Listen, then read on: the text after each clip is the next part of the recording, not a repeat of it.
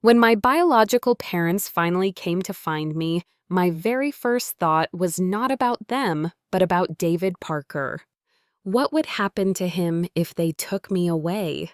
He had only recently claimed to have lost his memory, swearing that the only person he could remember was me. I had been preparing to take him with me, so he would not be left alone when I suddenly overheard a conversation that changed everything. The words drifted out of his half-closed door, arrogant and careless, and they sliced through me like glass. Amnesia. I only pretended, he said. I got into trouble with some powerful people, and I could not risk Faith getting hurt. So I let them believe Ava was my girlfriend. They will target her instead, and Faith will be safe. As for Ava, she can take the heat. She has liked me for years, so she will endure it. For a moment, I could not breathe, yet strangely, I felt a bitter kind of relief. If that was the truth, then tomorrow when I abandoned the identity of Ava Bennett that had chained me for so long, he would not even care. He had never cared. I returned home earlier than usual that evening, planning to surprise him, hoping perhaps for a fragment of sincerity. Instead, I was rewarded with the sound of his voice admitting everything. His memory loss had always been a performance, a scheme to shield Faith Sullivan, his beloved childhood sweetheart, while I played the fool. I stood outside his door, every word carving deeper into my heart. He confessed that he had enemies, men with influence and power, men who would retaliate against anyone close to him. Faith had been seen at his side too often, so she had become a target. His solution was not to protect me, not to fight for her, but to use me as a decoy. He told his friend on the phone that it was working perfectly. Everyone believed Ava was his lover now.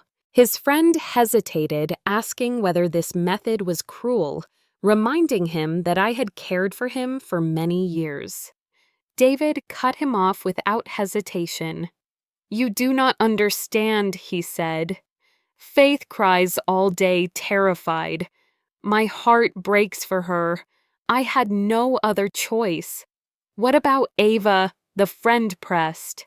David's voice turned cold. "She is not Faith. Even if she is bullied, it will not hurt me." Those words struck me harder than any blow ever could. I stood frozen in the hallway, my chest hollow, my legs trembling. I had never known that David and Faith had been together all along. If I had known, I would have kept my distance. My feelings for him had never been a secret, but I was never delusional enough to believe we belonged together. He was born into privilege, into a respected family, while I had grown up in poverty, scraping by. The gap between us was as wide as the canyon in my hometown. Still, my heart had clung to him quietly for years. He had always kept his distance until last month. That month, he had appeared before me battered and vulnerable, claiming he had no memory of anything or anyone but me. He told me he had suffered a head injury, which made sense, because he had always been obsessed with extreme sports. His eyes were wide with fear, his voice trembling as he begged, "Ava, please let me stay with you. I cannot be alone." My resolve melted. I let him into my home, into my life, into the fragile space of my heart. Time and again I suggested contacting his family, but he always refused. He wrapped his arms around me, his voice aching with desperation. "They are strangers to me," he whispered. "Do not send me back. You will not abandon me too, will you?" He was handsome, charismatic, the same man who once saved my life. When he pleaded with me in that boyish way, I could never resist. And so he stayed. For an entire month, he lived under my roof. The man I once thought existed in a world far beyond my reach now shared my kitchen table, my couch, my bed. It felt like a dream spun out of the fragile threads of a fantasy I had carried since girlhood. But dreams never last. Tonight, I woke. I deliberately shifted my weight so the floor creaked beneath me. The sound startled him. The phone call ended abruptly. He emerged from the room, feigning surprise, his face a mask of relief. "Ava, when did you get home?" "Just now," I answered softly. He exhaled, his body relaxing as he wrapped me in his arms, pressing his face into my neck like a man who feared losing his anchor. "I was going to pick you up after work," he murmured. "You surprised me by coming home early." I let him hold me, my body stiff, my heart screaming in silence. He kissed my temple, asked if I had a hard day, offered to punish anyone who dared upset me.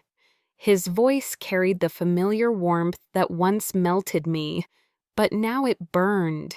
I gently pushed him back and looked straight into his eyes. "David, has any of your memory returned?" He paused for only a second, then smiled. "Nothing but you," he said. "In my head, there is only your name." "And Faith Sullivan?" I asked quietly, my gaze unflinching. His brow furrowed, his expression twisting into a mask of confusion. "Who? I do not know who you mean." He shifted quickly, eager to change the subject. "Today is your birthday, remember? I bought you a gift." His hands trembled slightly as he pulled out a pale pink coat, delicate and elegant. "I saved for weeks to buy this," he said. "Do you like it?"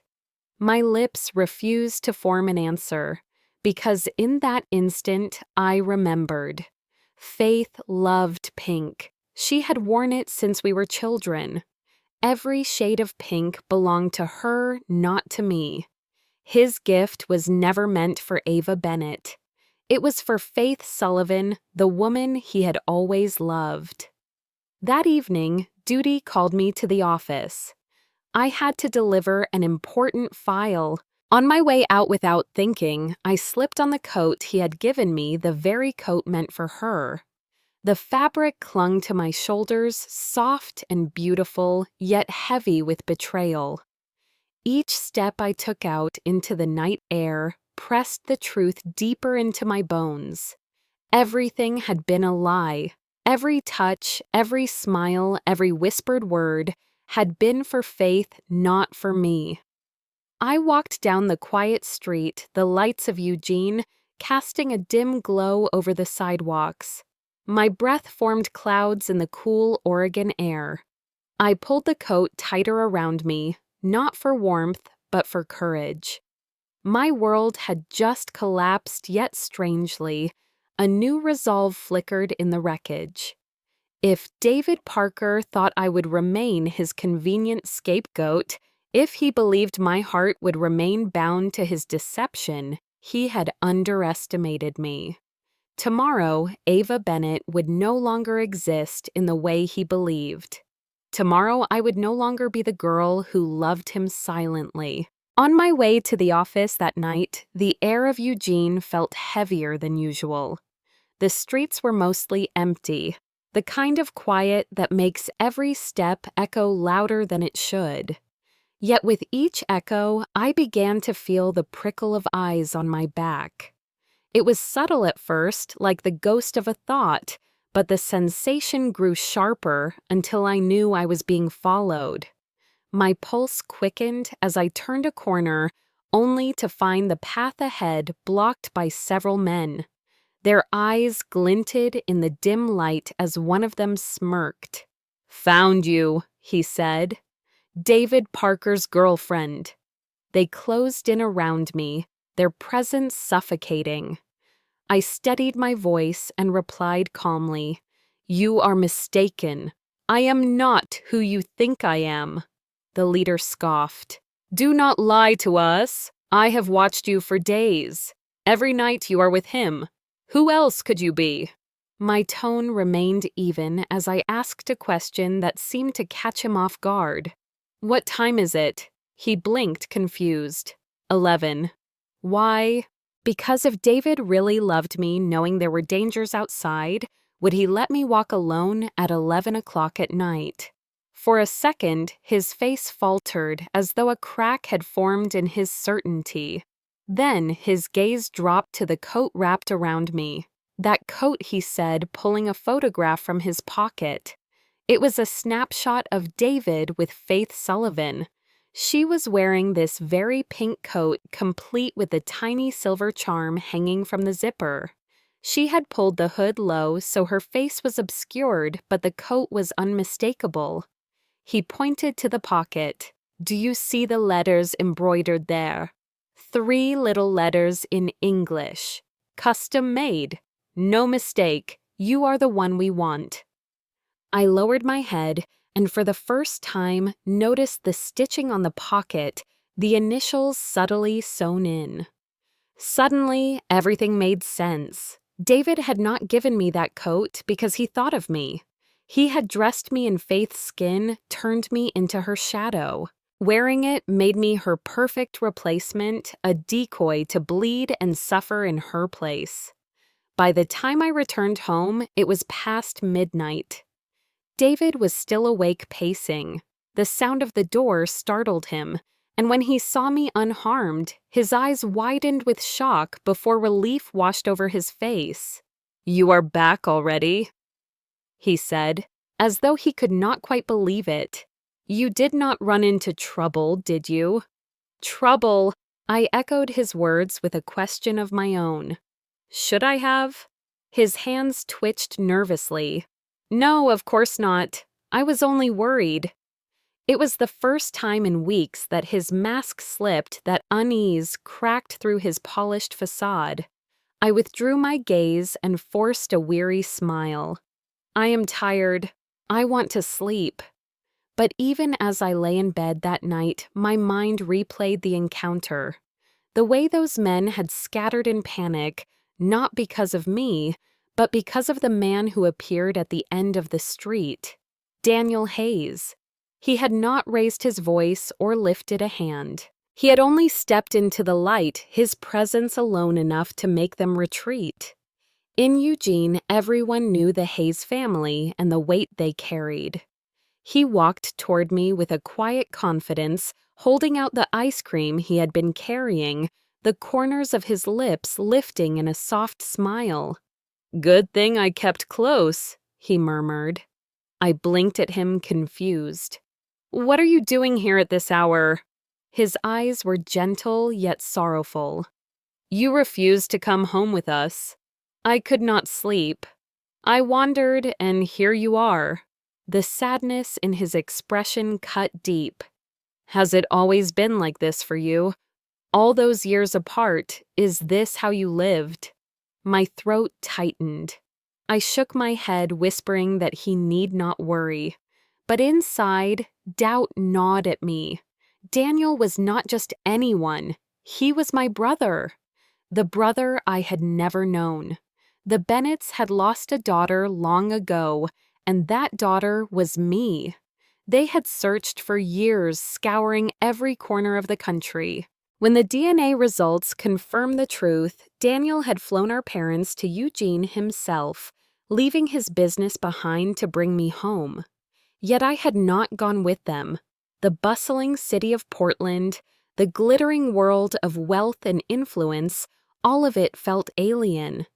And deeper still, I hesitated because of David Parker.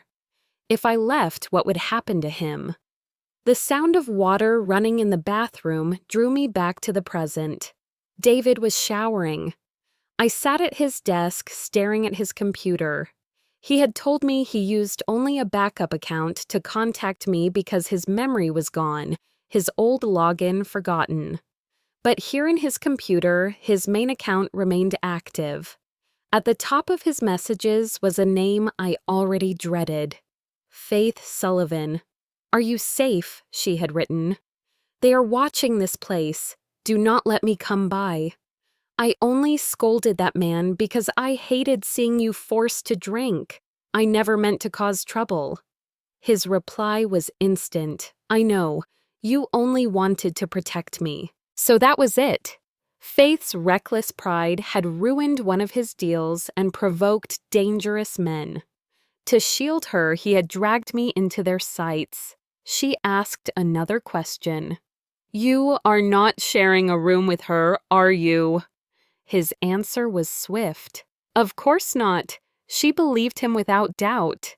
"Good," she wrote. "You and I have not even held hands yet. Do not get too close to her. Besides, you do not have to sacrifice much. Ava loves you so much. Using her a little does not matter." My stomach twisted as I read those words. She had no idea how far his lies went.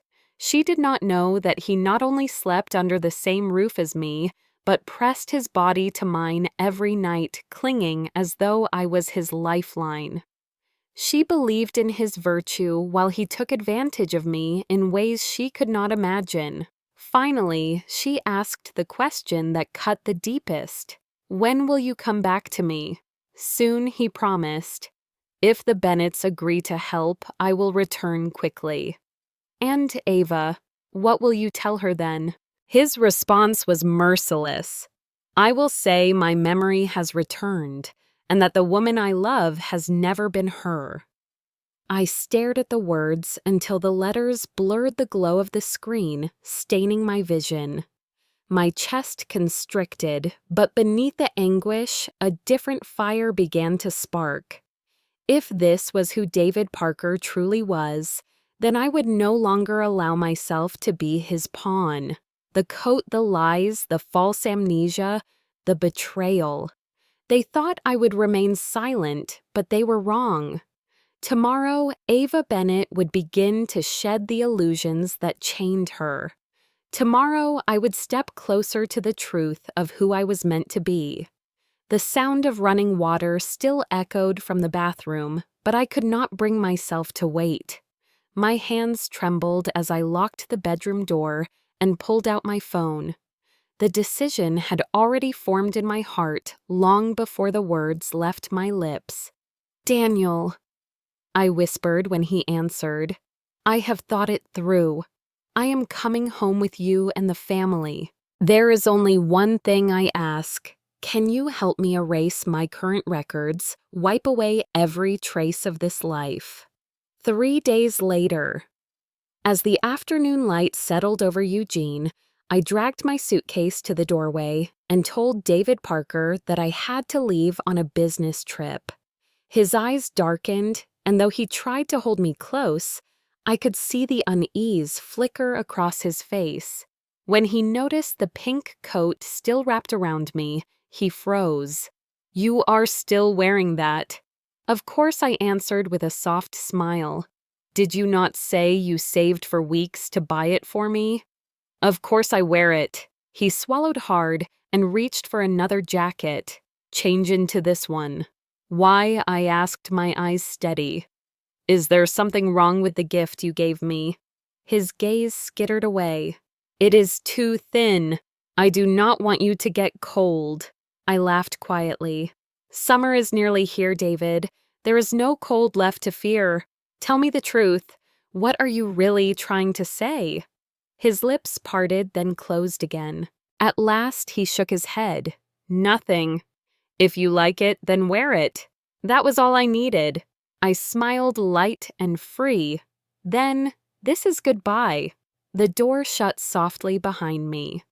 But the sound was louder than any storm. In that moment, Ava Bennett, who once loved David Parker with all her fragile heart, was gone. Only a ghost would need her identity erased, and in the world of the Bennetts, such formalities were simple. I changed my phone, changed my number, deleted every trace of who I had been. I stepped forward into a new life, one that belonged only to me. The next morning, David began to sense the absence. His messages went unanswered. His calls rang endlessly into silence. At first, he convinced himself that I was simply busy. After all, I was never someone he considered important enough to occupy his thoughts for long. But by the second night, he could not sleep. My pillow still carried the faint scent of my perfume, delicate and lingering, and in the hollow of the dark, he found himself whispering my name. He had thought it was only physical desire and addiction of the body, nothing more. Now the empty room clawed at him like a wound. By the third day, his composure fractured. He rushed to my office only to be told that I had resigned. It was as though the world had struck him with a heavy blow, leaving him dizzy and reeling. He stumbled to the police station. Desperation in his eyes. Ava, he told them, her name is Ava Bennett. She is my girlfriend, and she has disappeared. Something must have happened to her. The officer typed searched and then frowned. There is no such person. Please check again, David begged. There must be. She exists. The officer tapped again and then lifted his gaze. I am sorry.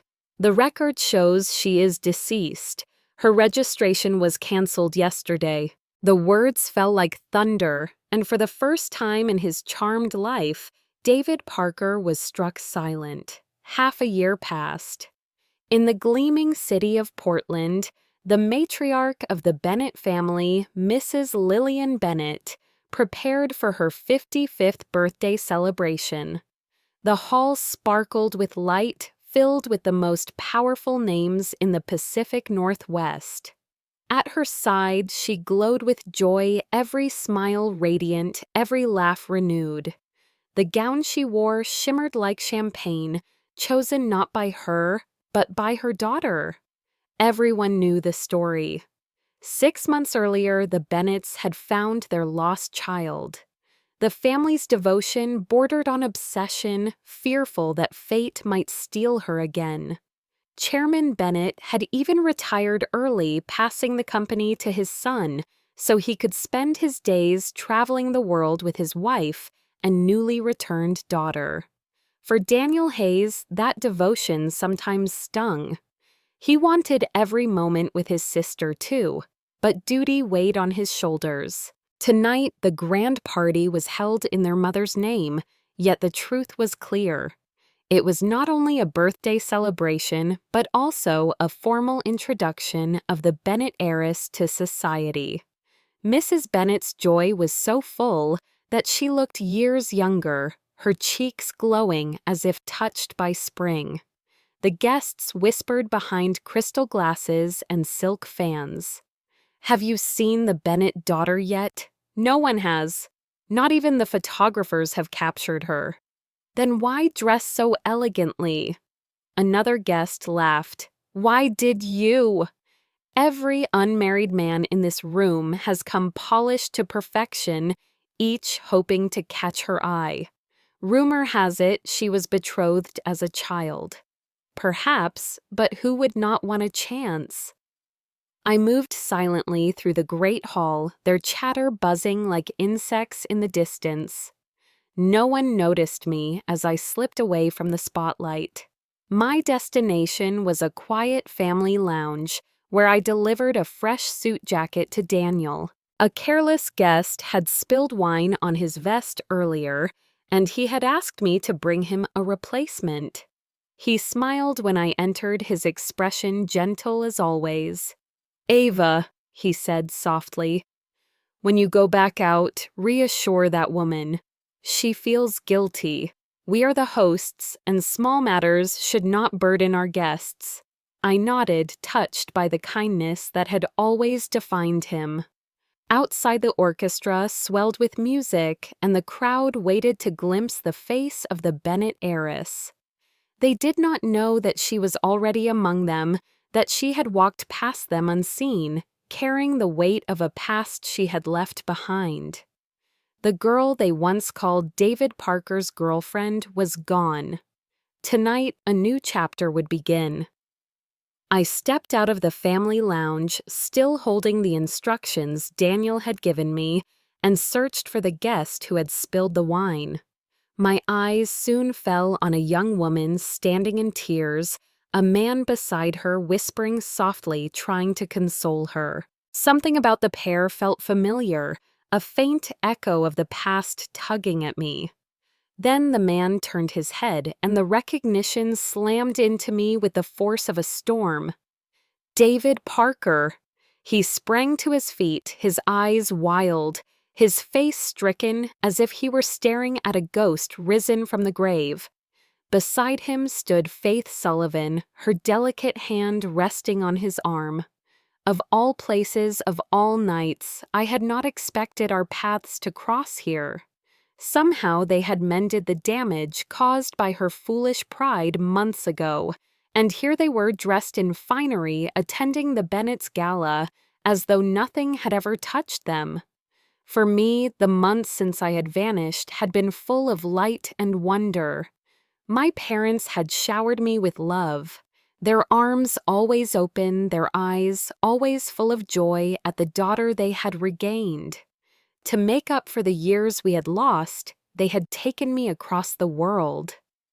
Paris, Rome, Tokyo, Sydney. I had stood beneath ancient temples, gazed across oceans, wandered bustling markets. Each day had been so full, so vivid, that I scarcely had a moment to remember David Parker or the wounds he left behind. Yet now he was here trembling, his voice breaking as he stepped toward me. "Ava! My God, it is you! You are alive!" He reached for me as though afraid I might vanish again. His eyes glistened with tears, his hands shook. "You are real. You are not a dream." I looked at him coolly, the faintest smile curving my lips. "So your memory has returned completely." The words struck him like a slap. For a moment, he forgot the role he had once played, forgot that he had feigned amnesia. He stammered, "Yes, it has come back," his voice betraying unease. My gaze drifted to Faith, who clutched his arm tightly, her chin lifting in defiance. She was the one who had spilled the wine earlier. I had come to ease her guilt, to explain it was nothing. But before I could speak, she cut across me, her voice sharp and disdainful. "Ava Bennett, who do you think you are barging into a place like this?" The venom in her tones startled me. I arched a brow. "Barging in?" She sneered openly, her eyes raking me from head to toe. "With your background, there is no way the Bennetts would ever acknowledge you. Show me your invitation." I had none. Of course I had none. This was my family's event. Faith's expression shifted to one of triumph as she raised her voice so the words carried through the grand hall. "See, she has no invitation. Throw her out if she dares to linger." For a moment I remained silent, partly in surprise, partly in fatigue. Daniel had told me not to be harsh, that we were hosts and must show grace. Even when our guests were foolish, he said we must treat them with dignity. I held on to those words. Faith's laughter cut through the silence. "I told you, David. She must have faked her death just to trap you, and now she has followed us here." David said nothing, only stared at me as if lost. Faith turned her mockery back on me. "Do you even realize where you are standing? Every guest here tonight wields influence, power, wealth beyond your comprehension, and you dare to sneak into a place like this." I answered with a calm that only seemed to inflame her further. "I walked in. How else would I enter?" The simplicity of my words made her scoff louder. She leaned closer, her voice dripping with scorn. "I advise you to leave right now before I call security." "You may call them if you wish." I replied, my voice, even my face serene. I had no desire to waste more breath. I turned to leave, but David blocked my path. "Ava, wait. Do not go. Come with me." I pulled my hand from his grasp. "I am no longer the Ava you knew." His voice cracked. "Then who are you?" I looked straight into his eyes, and every ounce of pain, betrayal, and rebirth burned behind mine. "I am the youngest daughter of the Bennett family. My name is Ava Bennett, and I am their heiress." Faith burst into laughter, loud and mocking. "You, an heiress! Spare us your fantasies. 6 months away, and you return even more delusional than before. How pathetic." She shook her head as if pitying me. "You will say anything to claw your way into a higher life, will you not?" I did not bother to argue. The time for explanations was over. My shoulders lifted with the weight of indifference as I turned away. Soon the party began, the hall alive with music and light. My mother prepared to take the stage, her gown shimmering as she readied herself to speak. And then Faith, unable to contain her spite, raised her hand high and shouted over the orchestra. "Wait! I have something to say. There is an intruder here. Someone uninvited has slipped inside." The hall erupted in whispers and gasps. "Who could dare such a thing?" Faith's voice rang out sharp and triumphant. "It is her!" She pointed directly at me, her fingers shaking with rage. Every gaze in the ballroom turned to me. The room swirled with speculation, eyes widening, lips whispering, the air heavy with judgment. The expressions on my family's faces shifted at once, 1,000 emotions racing beneath the surface. "Who can prove this accusation?" someone demanded. Faith lifted her chin. "I can. I know her. Her name is Ava. We went to the same university. She was an orphan, her parents gone surviving on scholarships and scraps. How could a girl like that ever stand in this place?" Her words cut like knives, but I did not flinch. Because though the story she told was true, it was not the whole truth. After my kidnapping, the couple who raised me died in an accident. I was left unwanted, abandoned, a burden no one wanted to claim. Yes, I had lived through hunger, through loneliness, through humiliation. Faith's accusation was not a lie. But what she could not understand, what she would never accept, was that the very blood in my veins belonged to the Bennetts, and tonight the truth would blaze brighter than her malice. I had grown up on leftovers from other people's tables. Sometimes there were not even leftovers, and I had to dig through trash bins just to find enough scraps to stay alive. My voice was steady as I admitted it, but the memory clawed inside me like a scar that never quite healed. Then a voice in the crowd called out, "But that necklace she is wearing, it is expensive. How could someone like her own something like that?" Faith Sullivan seized the moment, her eyes gleaming with triumph. "Exactly," she cried. "That necklace must be stolen. I saw her come out of the family lounge. She must have taken it." Murmurs rippled through the ballroom as people checked their own belongings, suspicion already sharpening in their eyes. Faith lifted her phone high. "Do not worry, I have already called the police." "Enough!" The command cracked through the hall like thunder. Daniel Hayes strode forward, his face carved with fury. "The woman you accuse of being a thief is my sister." His words froze Faith in place, her face draining of color. But Daniel was not done. "That necklace is mine. I gave it to her. There is nothing wrong with her wearing it. My sister is a Bennett, a daughter of this house. She has every right to walk through any room in this building without question." Faith's lips parted trembling as she swung her gaze desperately toward Mrs. Lillian Bennett. It cannot be true. Tell me it is not true. But Mrs. Bennett's eyes glistened with tears as she came forward, her hands shaking as they clasped mine. Is it true, my sweet girl? Did you really go hungry all those years? Did you really live without food, without care? Her voice cracked with grief. Darling, it was my failure. I came for you too late. The crowd hushed into silence as Chairman Bennett himself appeared, his presence commanding. Allow me to make this clear, he said calmly, his voice carrying to every corner of the hall. This is my daughter, Ava Bennett. Treat her with the respect she deserves. The declaration shattered the ballroom like a bolt of lightning. Gasps rose from every corner, and Faith Sullivan stumbled as though struck. Even David Parker stood frozen, his face pale, his body stiff as if doused in ice water. Daniel's fury did not soften. I do not care what your intentions were, he told Faith, but this house will not welcome you. Leave at once. Faith's composure broke. I am sorry.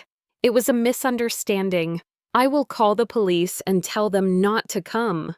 She babbled frantically, but I lifted my hand and pointed to the security cameras mounted above. There is no need. They will arrive soon, and when they do, they will see for themselves that you slandered me in public. Evidence does not lie. I will pursue this fully. Faith's knees weakened, and she collapsed onto a chair, her voice reduced to a trembling whisper. Daniel signaled the security team, who moved swiftly to escort her out. In desperation, she clutched at David's sleeve. Help me, please. You are working with the Bennetts, are you not? Say something for me. But when Daniel's cold gaze shifted toward him, David flinched. His eyes darted, his body stiff, and in an instant he stepped aside. I do not know her, he said quickly, his voice betraying his fear. I have no connection to her. Faith stared at him in horror, betrayed even in her last plea. Then the guards dragged her away, leaving whispers and gasps in her wake.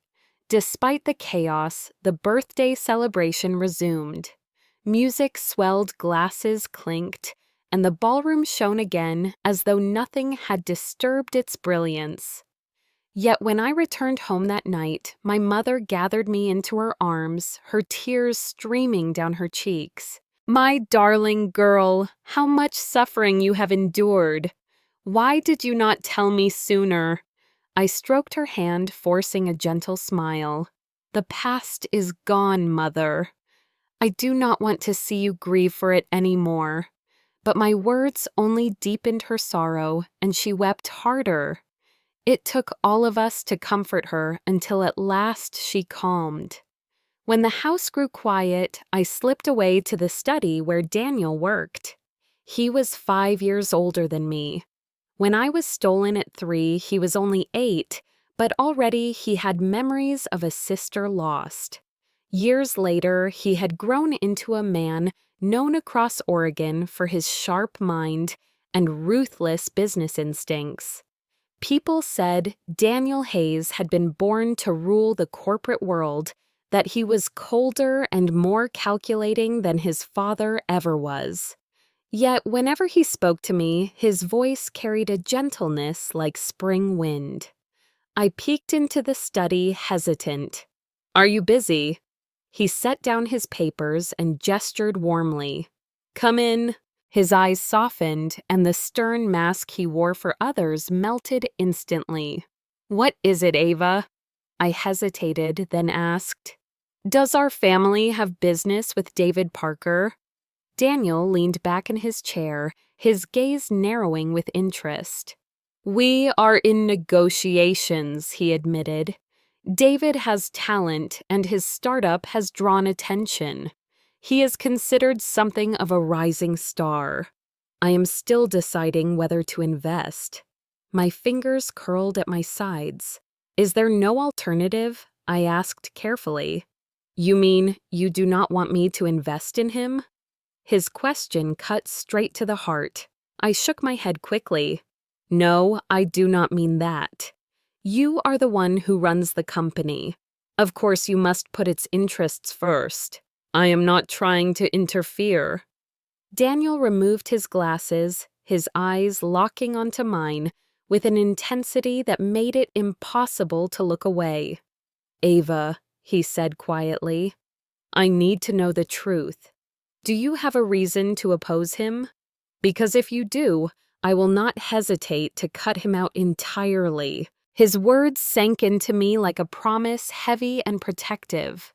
I drew a long breath, the memories of betrayal pressing against my ribs, the lies, the coat, the deception, the months of being used.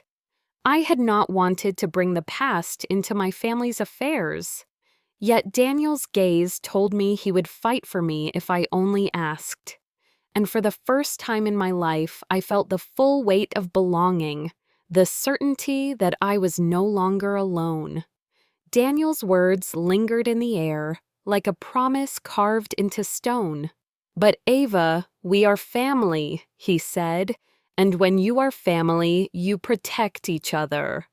His tone was firm, but beneath it, I felt something deeper, something tender.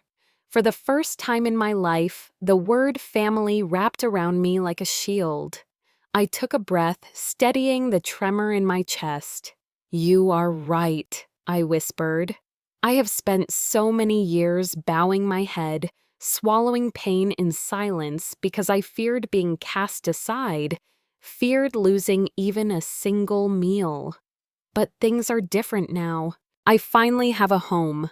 I finally have people who will stand beside me. That is why I am asking this of you. Daniel, please do not invest in him. Daniel froze as though the air had been pulled from the room. His hand holding his glasses trembled slightly. What did you just call me? I looked into his eyes and said it clearly with all the weight of truth. My brother. His expression broke his composure, slipping as raw emotions surged through him. That one word shook him more than any business deal ever could. If my sister does not want me to invest in him, then I will not, he said firmly. I promise you that. I shook my head softly. I am not saying this out of resentment. I am saying it because he cannot be trusted, especially after what happened tonight. I told Daniel everything about the coat, the deception, the WeChat messages, the betrayal.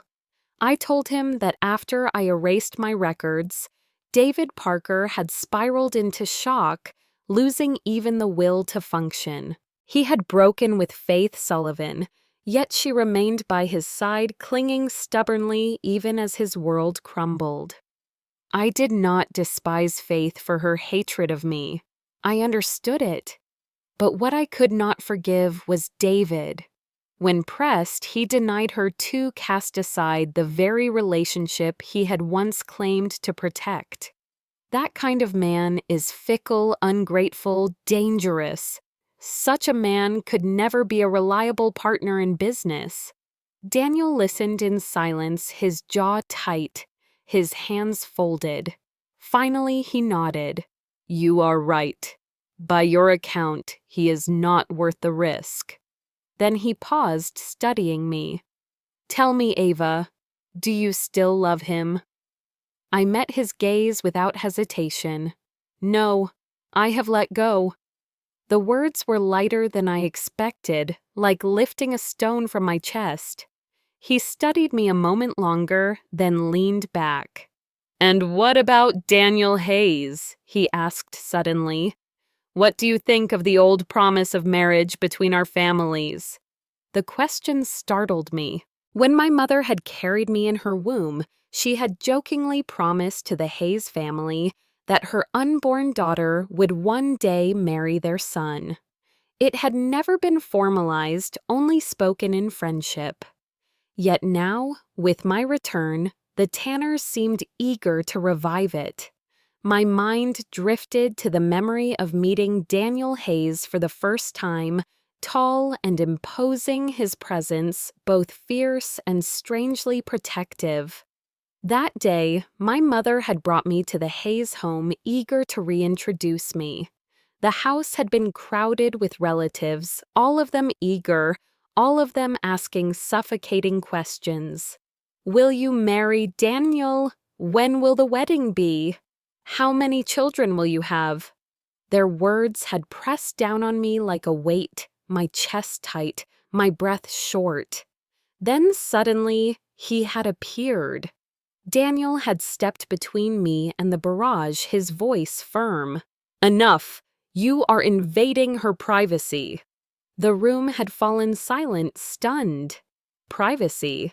One of the uncles scoffed. Still, Daniel's stance was unshakable, his eyes fierce, his arm held out like a barrier. For a moment, he had been the wall that shielded me. It had been an impression I would never forget.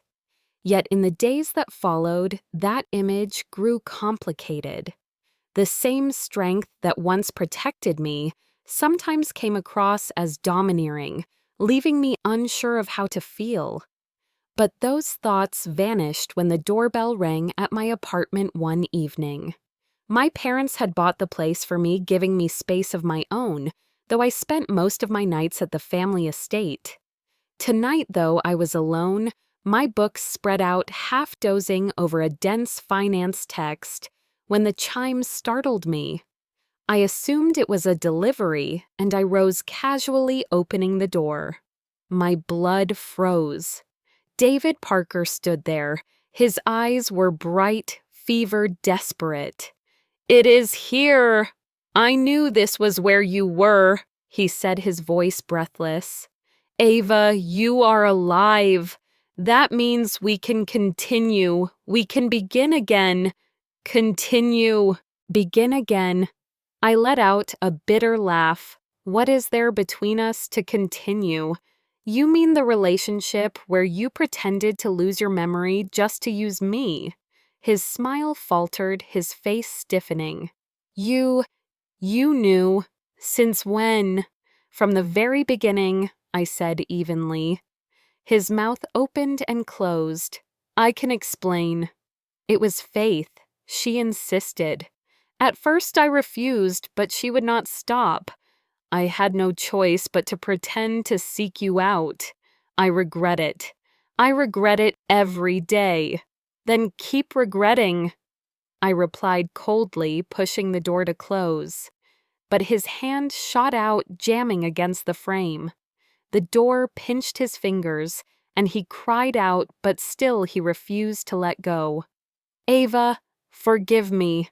Remember that I saved your life once.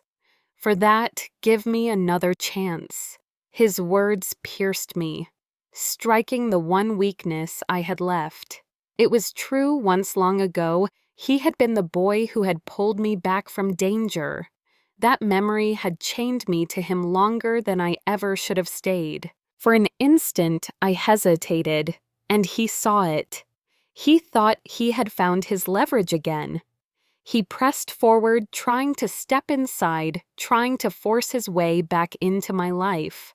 But as his shadow fell across my threshold, the realization struck me like lightning. Saving me once did not give him the right to destroy me forever. And this time, I was no longer the girl who ate from trash bins, no longer the girl who bowed her head in silence. I was Ava Bennett, daughter of the Bennetts of Oregon, and I would never let David Parker hold power over me again. Just as David Parker tried to push past the door, a deep male voice rose from inside the apartment. "Who is it?" Both of us turned as Daniel Hayes stepped out of the hallway, a towel wrapped loosely around his waist, droplets of water still sliding down his chest. His hair was damp, plastered against his forehead, his hand rubbing a towel lazily over his head. Under the warm light of the apartment, the cut of his shoulders and the taut lines of muscle down his arms caught every shadow. He glanced casually at me, then at David. "Is someone bothering you?" His tone was calm, almost bored, but there was steel hidden underneath. "Do not worry, I already called security." The blood drained from David's face. His lips moved, searching for an excuse, but none came. He backed away a step, then another, his eyes flicking nervously to Daniel's presence before he muttered something about a mistake and stumbled down the hall. The door clicked shut behind him. I turned on Daniel, cheeks flushed with both relief and outrage. "What was that?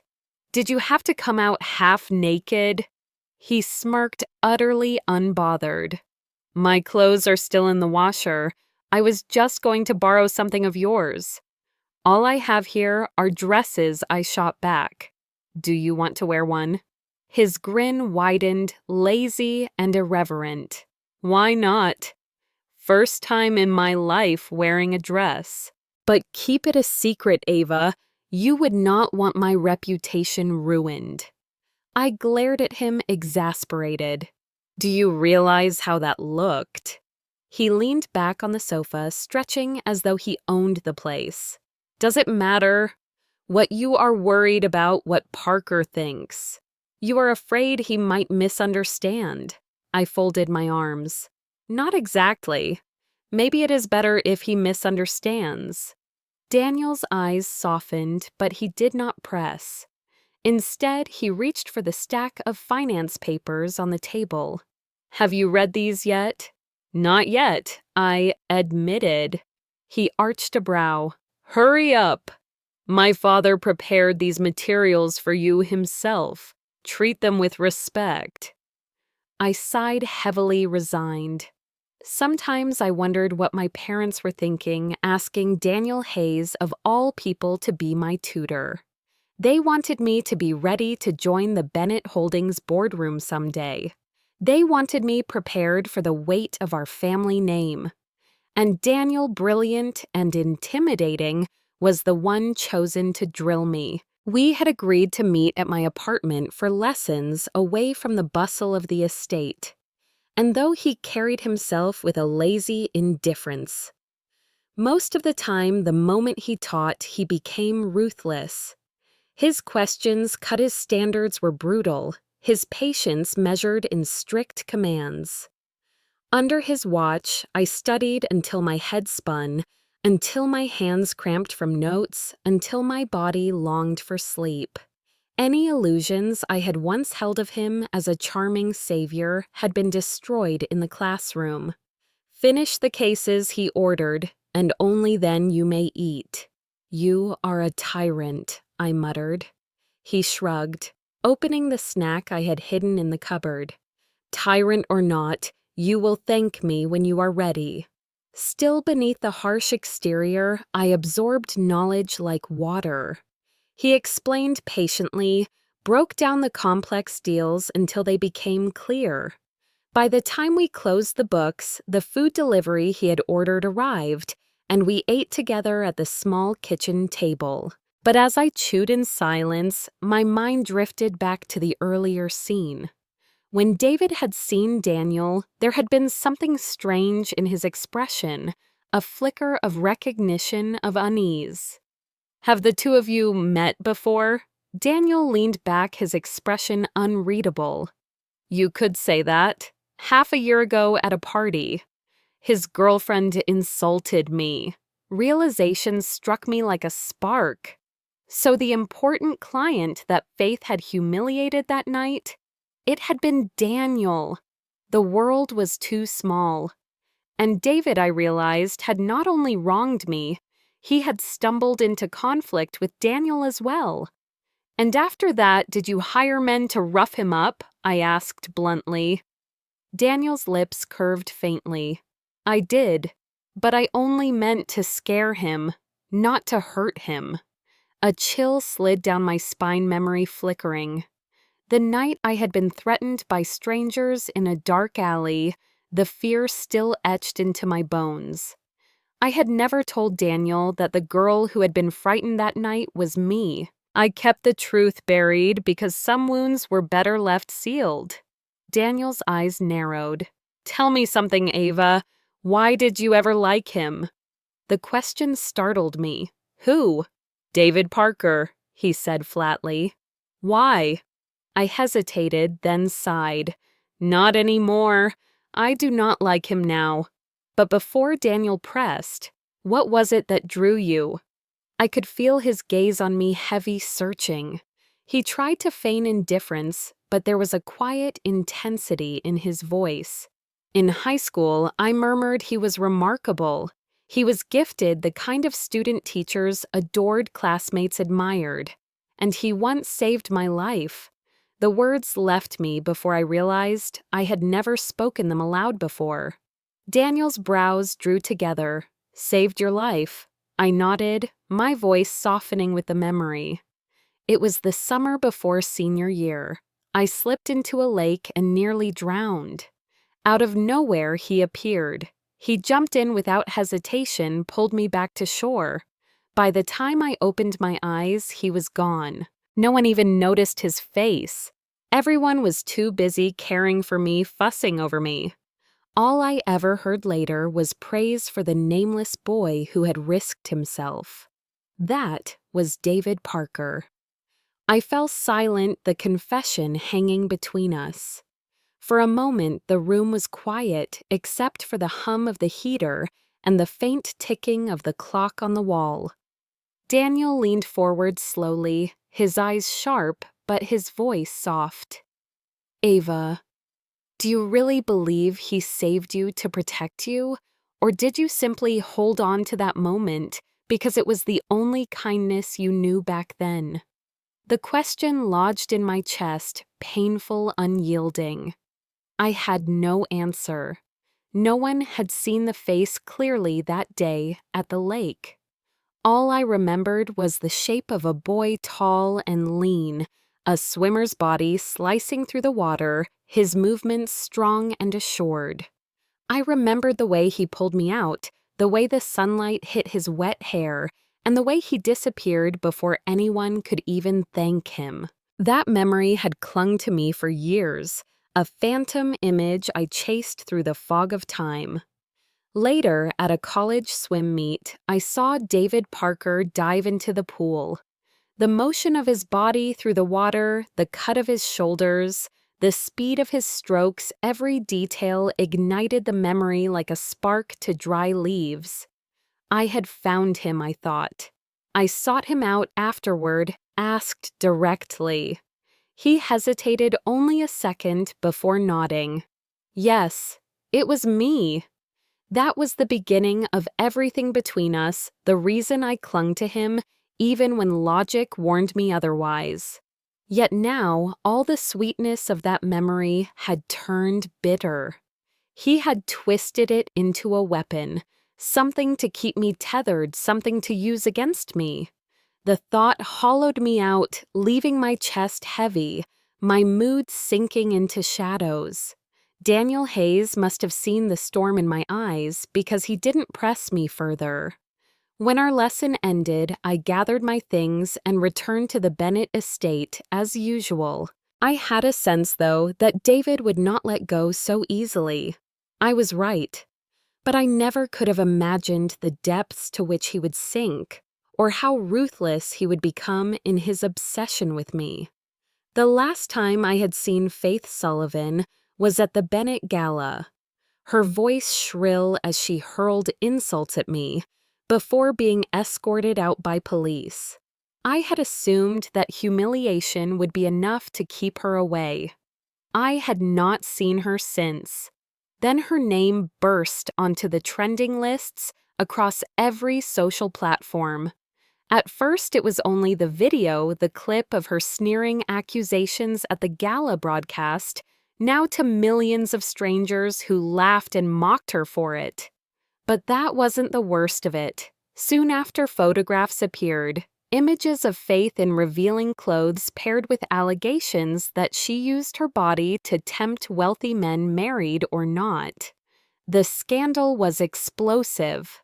Her parents' respected writers had built a reputation for integrity and refinement. Now their daughter's name sat atop the hot search buried under jeers and ridicule. So this was how the internet devoured people. Comment after comment, strangers typing venom. A writer's daughter, and this is what she does. So much for a respectable family. I scrolled through the flood of cruelty, my heart tightening. This wasn't justice, it was a lynching. I knew instantly that someone had orchestrated it, and it didn't take long to find out who. David came to me, his face alight with triumph, eyes burning as though he had discovered gold. "Ava, have you seen the trending topics? Isn't it satisfying?" I froze. "You did this." "Of course." He almost laughed. "You hate Faith, don't you?" "I exposed her for what she is. From now on, anyone you hate, I will take care of them." He said it like a promise, like an oath, but his grin was manic, his words sharp with madness. "For you," he declared, "I will do anything." A chill spread through me. He was no longer the David I had once known. He was unraveling, and the wild light in his eyes made my skin crawl. "Ava, the grudge is settled now, isn't it?" He pressed, his voice breaking with anticipation. "Aren't you happy?" What he received was not my smile, but the sharp crack of my palm across his face. The sound echoed in the room, final and cold. His head snapped to the side, his eyes wide with shock. I glared at him, every word clipped with fury. No matter how much I despise Faith Sullivan, I will never condone destroying her like this. To strip a woman of her dignity, to throw her private images to the wolves, that is not justice. That is cruelty. I turned away and immediately called Daniel. My brother answered, and I told him everything. We had to take the photos down, fast. Daniel moved quickly, but it was messy. Some outlets cooperated, removing the posts immediately.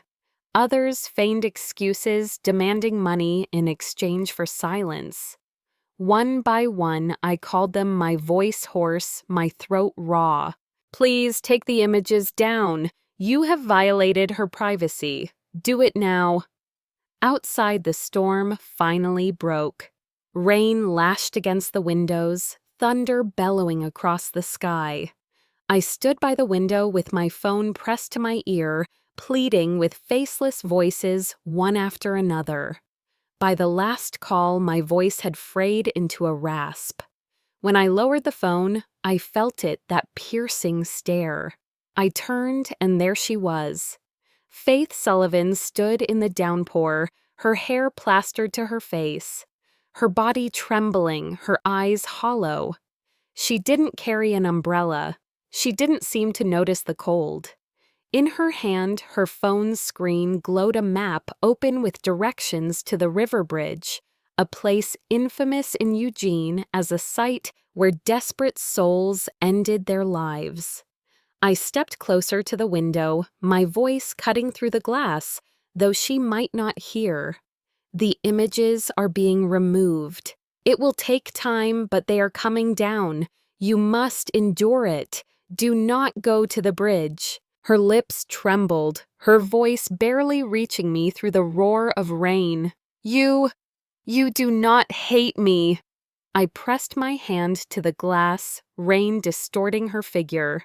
"I hate you, Faith. I hate you more than you can imagine." She flinched, but I continued, my voice low, fierce. "But I hate even more the way women are destroyed by lies and humiliation. If it had been any other girl tonight, I would have stood up the same." Her tears mixed with the rain, her face lost in shadow.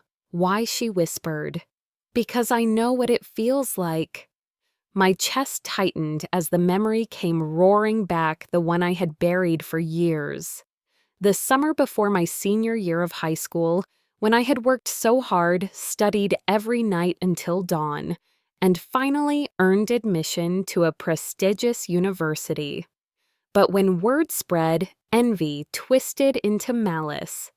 A group of boys angry that a poor girl had outshone them created fake images my face pasted onto the body of a porn actress. They spread it across campus until everyone had seen it. The shame had been unbearable. I couldn't step outside. Every glance felt poisoned, every whisper a blade. My scholarship application stalled the committee. Hesitating doubt creeping in. Without that scholarship, college would have been impossible. Everything I had fought for would collapse. One night, I had walked quietly to the reservoir. The water shimmered under the moonlight, black and endless. I had climbed the railing, my heart beating in time with the silence, and I had jumped. Faith lifted her head slowly as I spoke, and she didn't need me to finish the story. She understood. We didn't exchange another word as we slipped into a cafe to escape the storm. It was one of the Bennett family's businesses, a place where every employee recognized me on sight.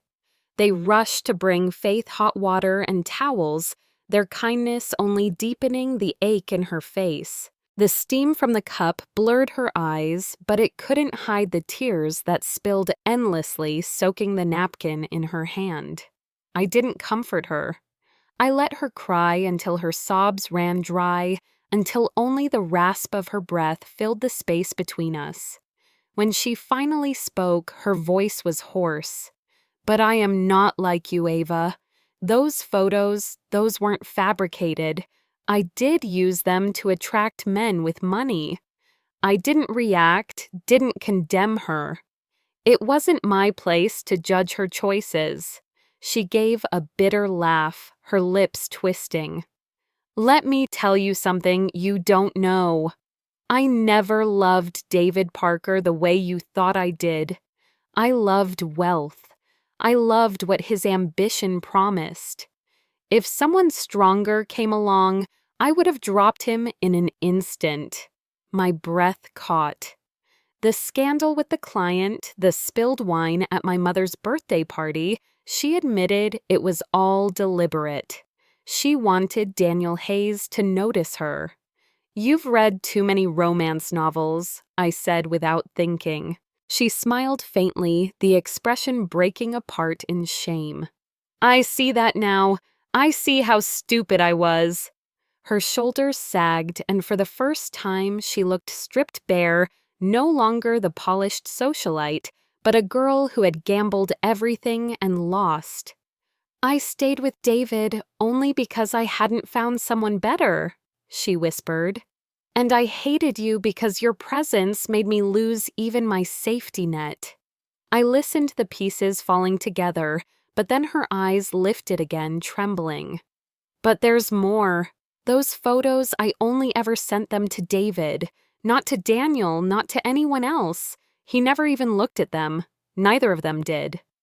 My blood ran cold. That meant the leak had come from him, from David Parker himself. Faith nodded slowly. "You asked me if I had thought of suing him. The truth is, I never dared. But maybe now I should." She pulled a photo from her purse, sliding it across the table. It was a picture of her and David together taken years earlier. Nothing seemed unusual until I caught the tiny timestamp at the corner. August 2nd, 2020. My breath caught in my throat. That was the day I almost drowned. "Do you understand?" she whispered. "The boy who saved you that day, it wasn't David. He lied, and I helped him keep that lie." My heart slammed against my ribs. She explained how both their families had been traveling together at the time, how I had approached him later with my naive, desperate question. "Did you save me? Were you the boy at the reservoir?"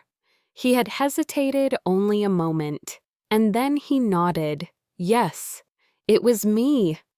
Teachers had surrounded him, praising him, declaring him a hero, granting him honors that nudged him ahead in the rankings. The boy who was already gifted suddenly became saintly in their eyes. He carried that lie for years, and Faith carried it with him. I sat back, cold seeping into my bones. All this time, the story that had tethered me to him, the memory that justified every compromise, had been built on a falsehood. Don't apologize. I cut her off when she began to say the words. If I were in your place, maybe I would have kept the secret too. Her eyes widened, but I didn't explain. The truth was simple. The person I thought had saved me had never been mine. The scandal with Faith eventually faded. The Bennett's influence, combined with Daniel's relentless pressure, pulled the images down from every site. The world forgot her in time. Life returned to its rhythm until the internet erupted again, this time with David Parker's name. It began with whispers of falsified data. Investors accusing him of manipulating numbers to secure funding. Then, reporters dug deeper, peeling back years of deceit. In high school, he had forged transcripts, fabricated internship certificates, and even milked the false hero story of saving a drowning girl to secure provincial honors. The golden boy of Eugene, the rising star of startups, unraveled before the world's eyes. His investors fled, contracts dissolved. He faced lawsuits that threatened to strip him of everything. His empire. The Parker Group crumbled under the weight of his lies, and then he realized who had orchestrated it, who had pulled the string that collapsed the tower he had built. He came to me, his face gaunt, his eyes bloodshot. "Ava," he rasped, "after everything, do you still hate me this much? Did you have to destroy me like this? Just because I lied to you?" I looked at him, my lips curving into the faintest of smiles. "David, you still don't understand. The reason you failed isn't because you lied to me. It's because you underestimated me." His head jerked back, confusion etched across his features. "What do you mean?" I was about to answer when Daniel's assistant entered the room folder. In hand, his voice calm but sharp. "Mr. Parker, the board is ready for you." David spun his face ashen, as if he had been summoned to judgment itself. And for the first time, I felt nothing.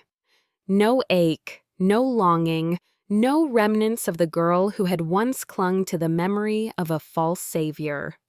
Only clarity, sharp and unrelenting. The negotiations were over, and the message was clear. The very investors who had abandoned David Parker's company were now coming to us.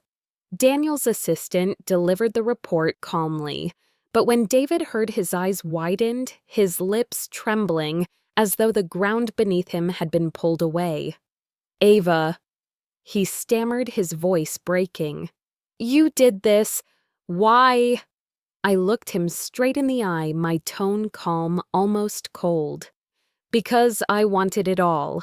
I wanted to take every piece of the market you thought belonged to you." Daniel Hayes had once told me that in business, blood may not spill, but every strike is deadly. Silence is sometimes the sharpest blade, because when your enemy grows complacent, that's the moment you deliver the fatal blow. Whether David loved me or not, it no longer mattered. What mattered was the empire he had built and the fact that I was strong enough to take it from him. He tried to rally, to fight back, but fate had other plans. Faith Sullivan stepped into the light again, this time not as an enemy, but as the one who filed the lawsuit that crushed him. From the moment she and I had shared that rainy night, we hadn't spoken again. I couldn't forgive her, but I no longer wasted energy hating her either. Still, I knew she had been watching, waiting for the right moment. My attack on David opened the door. Her lawsuit slammed it shut. It was her final apology to me. And with it, David Parker was finished. When the dust settled, I carried the victory like a prize back to Daniel Hayes. Teacher Hayes. I teased, "Do you think I passed this final exam?" He leaned back in his chair, his usual laziness slipping into a smile. "You passed. You've graduated." I laughed childlike, the tension dissolving. "Thanks to you." "No, Ava," he said, eyes glinting. "Thanks to yourself. It's terrifying what you've accomplished on instinct alone. No hand-holding, no training wheels. You brought down David Parker with your own mind. That's power." "Terrifying is good," I countered, grinning. "You'd better watch out. What if you're next?" He raised his hands in mock surrender. "Then I'll give up immediately." The room filled with laughter, light and easy. After everything, it felt foreign to laugh, but Daniel had a way of breaking through the walls I built. I owed him more than I could ever say. So when he asked what I'd do to thank him, I offered anything. "Cook for me," he said. "I want a meal from you." "Done," I replied, smiling. "And pour the first glass of wine for me. Easy." Then he leaned forward, his gaze steady, his smile softer. "Ava, I want to pursue you." The words froze me. "What?" "I want to pursue you," he repeated. "I know you hate family contracts, and so do I. But after all this time, I can't ignore what I feel. I like you. Not because of some promise made before we were born, not because of family politics, just because I do." He spoke it like a vow, quiet but unshakable. And in that moment, there was nothing I could say except yes. I nodded. Daniel Hayes pursued me openly for 6 months. He was relentless, but not in the suffocating way David had been. He was steady, patient, sincere. And when I finally said yes, when I finally let myself fall, it felt like breathing again.